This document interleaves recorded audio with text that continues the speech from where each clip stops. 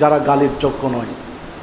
হুসাইনের শাহাদাতকে কেন্দ্র করে আমরা শোকের বিভিন্ন অনুষ্ঠান করি, শোকের মিছিল করি। এমনকি ঢাকাতেও তাজিয়া মিছিল হয়। তাজিয়া মানে 10ই মুহররম হুসাইনের কল্পিত একটা কবর তৈরি করা হয়, কল্পিত একটা কফিন তৈরি করে কফিন কাঁধে নিয়ে মিছিল চলে, শোক মিছিল। এক পর্যায়ে মনে করা হয় এই কফিনের মধ্যে, কল্পিত কফিনে হুসাইন উপস্থিত হয়েছেন। তখন সবাই হুসাইনকে সালাম দেয় বা বিভিন্নভাবে কুর্নিশ করে, কেউ বা সিজদা দেয়। যদি মন চায় দেখতে পারেন ঢাকার রাজপথে 10ই মুহররম প্রতি বছর হয়, যেগুলো আমরা পত্রিকাতে দেখি। তো এইগুলো হয় মুসলিম বিশ্বে, সাবধান এগুলো থেকে। কারণ 10ই মুহররম এগুলোর জন্য খ্যাতি নয়। 10ই মুহররম স্মৃতি বিজড়িত যেই জন্য, সেটি হচ্ছে মুসা আলাইহিস সালামের নিষ্কৃতি পাওয়া, মুক্তি পাওয়া ফেরাউনের কবল থেকে। পাশাপাশি দেখুন, ভুয়া কবর জিয়ারত করা, কবরে সিজদা দেওয়া, এগুলো সব শিরকি আকীদা যা মুসলিমের মধ্যে প্রবেশ করেছে। বাস্তবতায় দেখুন, প্রত্যেকটা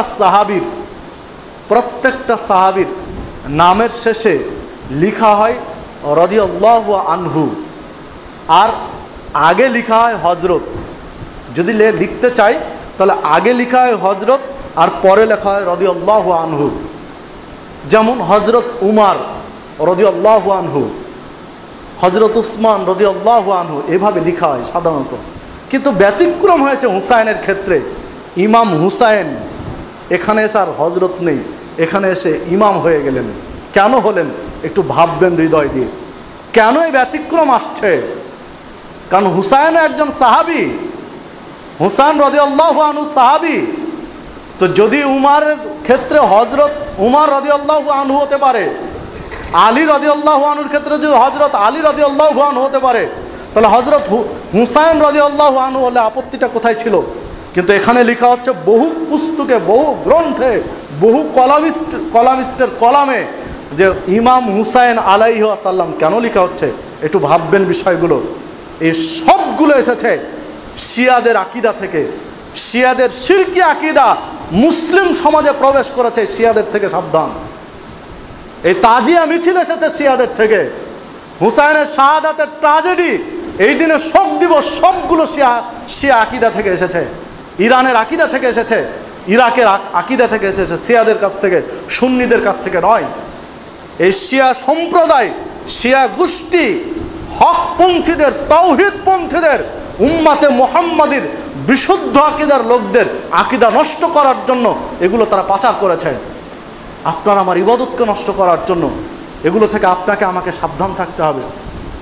নাহলে দেখুন, ইরাকের 10ই মুহররমের ইরাকের ইতিহাস দেখুন, ভিডিও ফুটেজ দেখুন, তাদের ফেসবুকে, ইন্টারনেটে তাদের দৃশ্য দেখুন। সারা ইরাক জুড়ে সেই দিন শিয়ারা কত শোক মিছিল, আর শরীর রক্তাক্ত আর শোকে একদম ভেসে যাচ্ছে 10ই মুহররমে ইরাকিরা। এই ইরাকিরাই 61 হিজরিতে হুসাইন রাদিয়াল্লাহু আনহুকে কারবালার প্রান্তরে মর্মান্তিকভাবে হত্যা করেছিল।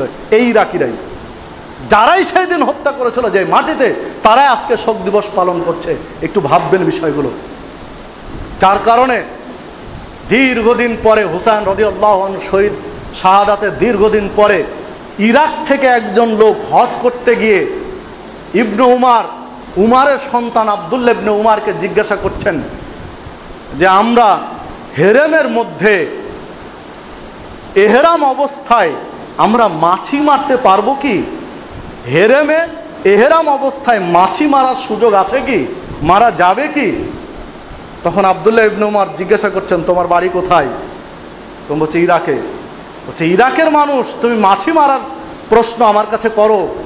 আফসোস তোমাদের জন্য, রাসূলুল্লাহ সাল্লাল্লাহু আলাইহি ওয়াসাল্লামের সবচেয়ে আদরের 2 জন ব্যক্তি যাদেরকে কলিজার সাথে লাগিয়ে রাখতেন, তাদের মধ্যে হুসাইন একজন। তোমরা হুসাইনকে মর্মান্তিকভাবে কারবালার প্রান্তরে হত্যা করেছিল, তোমাদের বুক কাঁপেনি। আর আজকে মাছি মারার প্রশ্ন আমাকে জিজ্ঞাসা করো? তোমরা একটু ভাবো, হিসাব করো, তুমি কি বলতে চাচ্ছ? তুমি মাছি মারার প্রশ্ন আমাকে করো, আর হুসাইনের মতো একজন মুহাম্মদ সাল্লাল্লাহু আলাইহি ওয়াসাল্লামের সবচেয়ে নিকটতম ব্যক্তি ব্যক্তিকে তোমরা মর্মান্তিকভাবে হত্যা করেছিল, সেদিন তোমাদের বুক কাঁপেনি। আফসোস করে এই কথাগুলো বলছিলেন উমারের ছেলে আবদুল্লাহ। সম্মানিত উপস্থিতি, আজকেও তো হিসাব সেটাই। তাই আসুন আমরা প্রকৃত ইতিহাসগুলো যাচাই করার চেষ্টা করি, পড়ার চেষ্টা করি, প্রকৃত ইতিহাসগুলো বিশ্লেষণ করি। দেখুন, ইতিহাস রয়েছে আশুরায়ে মুহররম, প্রফেসর ডক্টর মোহাম্মদ আসাদুল্লাহ গালিব সাহেবের লেখা। ইতিহাস রয়েছে এই আশুরায়ে মুহররমের উপরে, আবদুল্লাহ শাহেদ মাদানী আশুরায়ে মুহররমের উপরে, আব্দুল হামিদ ফাইজি আল মাদানী আশুরায়ে মুহররমের উপরে তার ইতিহাস আছে। এগুলো পড়ুন। আমাদের দেশে বিষাদ সিন্ধুর মতো ইতিহাস পড়ে মাথা নষ্ট করেছি, ইবাদত নষ্ট হয়ে যাচ্ছে। এখন মগজ ধোলাই করেছি বিষাদ সিন্ধু পড়ে বা এই জাতীয় ইতিহাস পড়ে। এখন শুদ্ধ ইতিহাস পড়ে মগজকে ঠিক করতে হবে, কারণ এসব বিষাদ সিন্ধুর ইতিহাসগুলো রয়েছে সিলেবাসে। দেশের কোটি কোটি ছাত্র এই ভুল ইতিহাস পড়ে ইয়াজিদকে গালি দিচ্ছি, অথচ শুদ্ধ ইতিহাস আমাদের জানা নেই। যেহেতু এগুলো আমরা সিলেবাসে পাই না, বিধায় আপনার আমার সন্তানকে এসব সঠিক ইতিহাস কিনে সত্যটা জানার সুযোগ করে দিতে হবে। এটি আপনার আমার নৈতিক দায়িত্ব অভিভাবক হিসাবে। আল্লাহ রাব্বুল আলামিন আমাদের সকলকে কোরআন এবং সুন্নাহ অনুযায়ী ইবাদত করার তৌফিক দান করুন। দেখুন, রাসূলুল্লাহ সাল্লাল্লাহু আলাইহি ওয়াসাল্লাম বলছেন, মান আমিলা আমালান, যে ব্যক্তি একটা আমল করলো লাইসা আলাইহি আমরুনা, আর ওই আমল করতে আমি বলিনি, ফাহুয়া রদ্দুন, ওই আমল অগ্রহণীয়।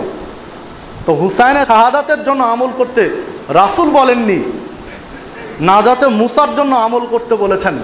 তাহলে না, হুসাইনের শাহাদাতের জন্য শোকের জন্য আমল করলে এ আমল রাসূলের ভাষায় রদ, প্রত্যাখ্যাত, বর্জনীয়।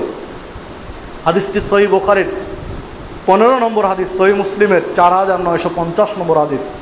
তাই আসুন আমরা কবুলযোগ্য আমল করার চেষ্টা করি।